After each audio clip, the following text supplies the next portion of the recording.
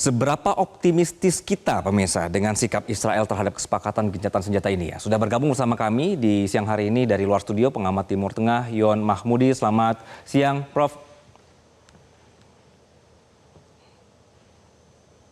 Selamat siang Mas Yon.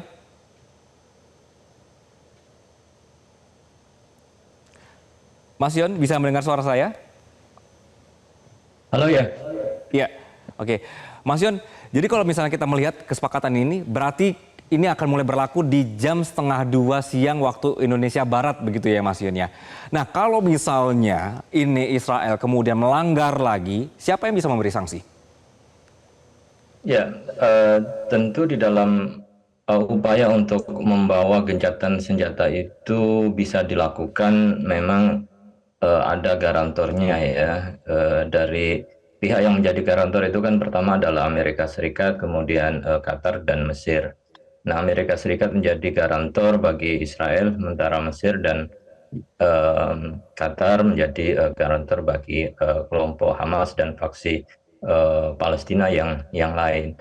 Nah, ada kemungkinan ya potensi pelanggar terhadap rencana gencatan senjata karena kita ketahui bahwa Israel kan sering sekali ya memiliki kemampuan untuk melakukan pelanggaran-pelanggaran itu. Dan kalau pelanggaran itu terjadi pasti ini akan menghambat upaya dalam menuju gencatan senjata. Hanya saja tentu dalam hal ini Amerika dipertaruhkan kredibilitasnya kalau tidak mampu untuk mengendalikan, memberikan tekanan kepada Israel mengikuti kesepakatan-kesepakatan dalam gencatan senjata dan mengingkari gencatan senjata itu, saya kira ya tentu ya hal ini kredibilitas Amerika sangat dipertaruhkan. Harusnya kemudian Amerika dan nantinya kan pemerintah yang baru ya, Trump akan melihat ya potensi ini. Oke, Mas Yon, jadi kalaupun nanti akhirnya dalam gencatan senjata ini terjadi pelanggaran-pelanggaran atau perang-perang kecil yang akhirnya membatalkan gencatan senjata, ini tetap tidak bisa disanksi ya Mas?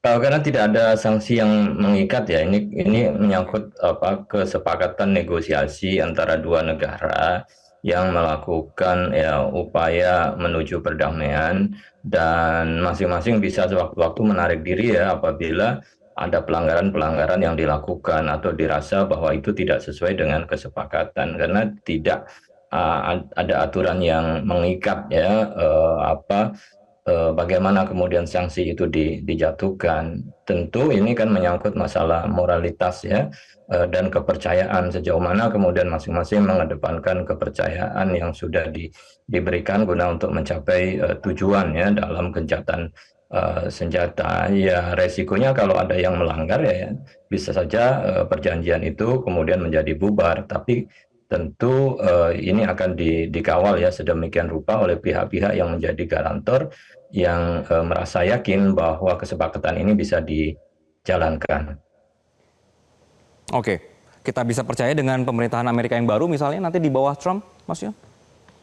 Ya, mudah-mudahan begitu, karena Trump ini kan sifatnya agak lebih transaksional ya. Jadi ada aspek-aspek ekonomi yang dia perhatikan, di mana dia memiliki kepentingan bisnis ya di kawasan Timur Tengah, dan beberapa negara kaya di kawasan Timur Tengah yang memiliki hubungan bisnis dengan Trump itu kan memberikan salah satu persyaratan bahwa ya normalisasi kerjasama bisa dilakukan kalau Palestina dijadikan sebagai salah satu aspek penting ya, terutama di dalam hal realisasi kemerdekaan. Nah, Trump ini nampaknya kemudian saya kira berusaha untuk merealisasikan itu karena juga kepentingan ekonomi Amerika juga saya kira akan sulit dikorbankan ya kalau hanya untuk memenuhi kepentingan dari Israel sebagaimana oleh pemerintah yang sebelumnya Joe Biden yang dianggap terlalu lemah, bahkan tidak ada progres ya di dalam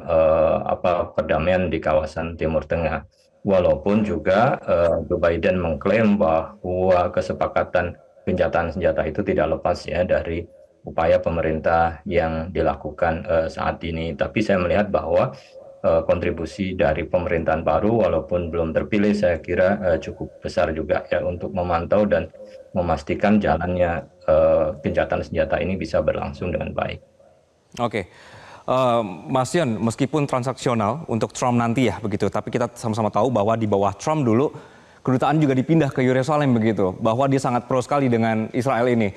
Apakah kita bisa yakin di tengah perjalanan nanti karena dia merasa ini deal-nya tidak adil bagi Israel, kemudian dibatalkan sepihak begitu, Mas Yon, bisa nggak? Tapi jangan dijawab sekarang, Mas Yon, ditahan dulu. Kita akan lanjutkan usai jeda dan pemirsa tetaplah bersama kami di Metro Siang kali ini. Kami membahas bagaimana gencatan senjata ini apakah benar-benar bisa memberhentikan perang di Timur Tengah. Saat lagi kita lanjutkan di siang hari ini, pemirsa, diskusi berkenaan dengan gencatan senjata antara Hamas dan juga Israel.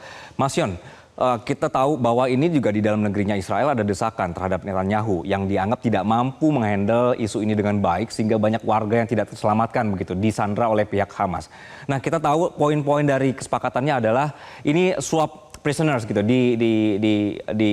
ditukar sandra-sandranya. Nah, ketika nanti semua keinginan dari Netanyahu ini sudah berhasil, semua sandra Israel ini sudah dibebaskan, seberapa yakin kita bahwa setelah itu Netanyahu melakukan tindakan yang berbeda, tidak sesuai dengan kesepakatan?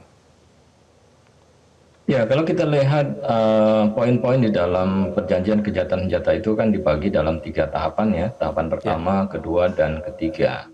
Nah, pada tahapan pertama yang akan ditukar sandra itu kan ada sekitar 33 ya, dan ditukar dengan sekitar 1.900-an tahanan Palestina yang ada di Israel. Nah, dari situ juga akan diikuti bahwa Israel harus menarik diri dari daerah-daerah yang berpenduduk menuju wilayah di perbatasan. Nah, ketika tahapan pertama itu bisa dipastikan berjalan dengan baik, kemudian setelah itu bantuan ya kemanusiaan itu juga bisa masuk selama 42 hari itu berjalan dengan baik, baru nanti akan dilanjutkan pada tahapan kedua, dan itu adalah membebaskan sisa dari tawanan atau sandra yang ada di Gaza dan ditukar dengan tahanan Palestina.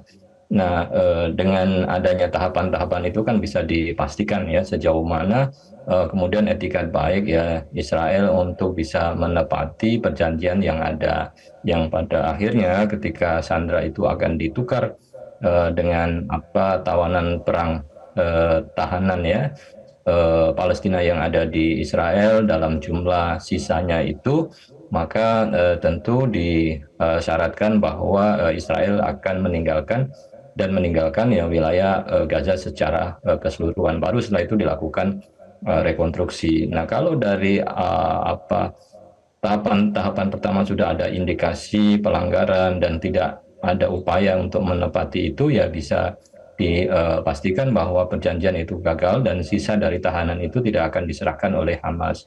Nah, tentu kalau kita lihat ya publik di Israel itu sendiri kan sebagian besar melihat bahwa kegagalan dari Netanyahu adalah ketidakmampuannya untuk mengembalikan sandera-sandera itu kembali secara hidup ya ke Israel, dan tidak mampu untuk menghancurkan Hamas dan juga faksi-faksi yang lain. Nah, ini tentu akan berpikir ulang apakah Israel akan dianggap ya oleh rakyatnya pemerintah itu gagal, atau kemudian melanjutkan perjanjian itu sampai pada tahapan yang ketiga. Yang krusial adalah setelah tahapan ketiga, bagaimana kemudian bisa mengendalikan Israel tidak lagi melakukan invasi ke Gaza. Saya kira ini perlu perhatian dunia internasional untuk memastikan bahwa Israel tidak kembali lagi ke Gaza pasca mereka meninggalkan Gaza akibat dari gencatan senjata tahapan ketiga itu.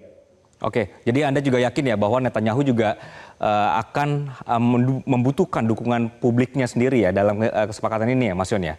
Oke, dari Presiden Amerika Serikat kita tahu, tadi Anda menyebutkan bahwa Trump itu transaksional begitu, tapi kita tahu dulu pun pada saat menjadi presiden sangat pro sekali terhadap Israel. Kalau tiba-tiba nanti menjabat, Mas Yon, setelah nanti dilantik kemudian merubah, dia merasa bahwa ini dililannya tidak fair bagi Israel, apakah ada jaminan dia tidak akan merubah kesepakatan?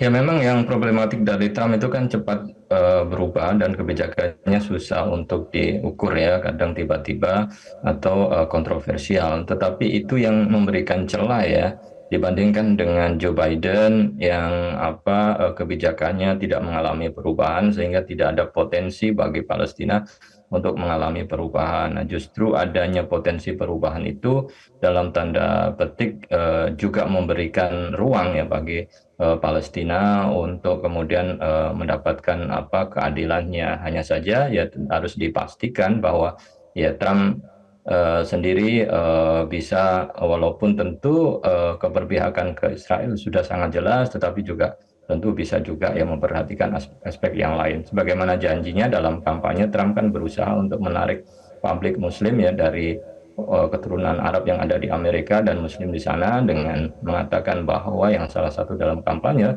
bahwa ya perang di Gaza tidak akan pernah terjadi atau Gaza tidak akan menderita seandainya Amerika memiliki pemimpin yang kuat dan strong ya, dan pemimpin itu adalah Trump ya, tidak seperti Biden yang lemah. Nah, ini tentu kan juga harus dibuktikan apakah akan terjadi perubahan signifikan berkaitan dengan juga nasib Palestina dan keadilan di sana, dan tetap ya Trump juga ya memberikan jaminan perlindungan kepada Israel itu sendiri. Nah, negosiasi di situ saya kira menjadi penting antara janji Trump dalam merealisasikan kampanye dengan realitas ada di lapangan, dan ini bisa dibuktikan nantinya dengan gencatan senjata sampai fase ketiga. Oke, oke. Mas Yon, momen ini bisa dimanfaatkan oleh pemerintahan Palestina tidak untuk benar-benar merangkul semua faksi yang ada di sana, mau itu Fatah, mau itu Hamas, supaya bergabung bersama-sama lagi? Ya, saya kira ini kan sebagai momen pemersatu ya, bagaimanapun gencatan senjata itu sebagai achievement capaian yang luar biasa, karena dengan gencatan senjata rakyat di Palestina bisa kembali melihat rumahnya, bisa berkumpul, bisa mendapatkan pengobatan, walaupun masih dalam satu tahapan sekitar 42 hari dan akan dilanjutkan. Nah, saya kira juga kita melihat ya terjadi pertemuan di Doha tadi malam antara faksi-faksi yang ada, hampir semua faksi ya hadir, dan kemudian mereka menyatakan pentingnya persatuan bagi faksi-faksi yang ada dalam mewujudkan gencatan senjata ini, dan tentu diharapkan dari gencatan ini akan berakhir dengan tujuan kemerdekaan Palestina. Nah, ini Oke. momentum saya kira yang penting bagi pejuang Palestina dan juga elemen-elemen yang lain untuk menyatukan diri ya guna menyongsong Palestina yang lebih menjanjikan, lebih baik ke depannya. Oke, Mas Yon terakhir, kalau untuk Indonesia sendiri baiknya merespon seperti apa Mas dengan kondisi ini? Ya, tentu Indonesia harus merespon secara baik, menyambut secara baik atas tercapainya inisiasi gencatan senjata yang dimotori oleh Qatar, Amerika, dan Mesir, dan ya harus memperkuat komunikasi dengan ketiga aktor ini, karena biar bagaimanapun ketiga aktor ini termasuk yang penting ya di dalam hal merealisasikan gencatan senjata dan tentunya perdamaian yang permanen, sebagaimana juga cita-cita bangsa Indonesia melihat Palestina yang merdeka dalam framework two-state solution. Jadi ada negara Israel dan ada negara Palestina yang merdeka. Maka komunikasi yang intensif agar masuk di dalam kekuatan inti ya, mediator, saya kira penting bagi Indonesia ya, untuk melanjutkan diplomasinya di level global, terutama menyangkut masalah Palestina ini. Baik, baik. Pengamat Timur Tengah, Mas Yon Mahmudi, terima kasih Mas atas perspektifnya di Metro Siang. Jelajahi cara baru mendapatkan informasi. Download Metro TV Extend sekarang.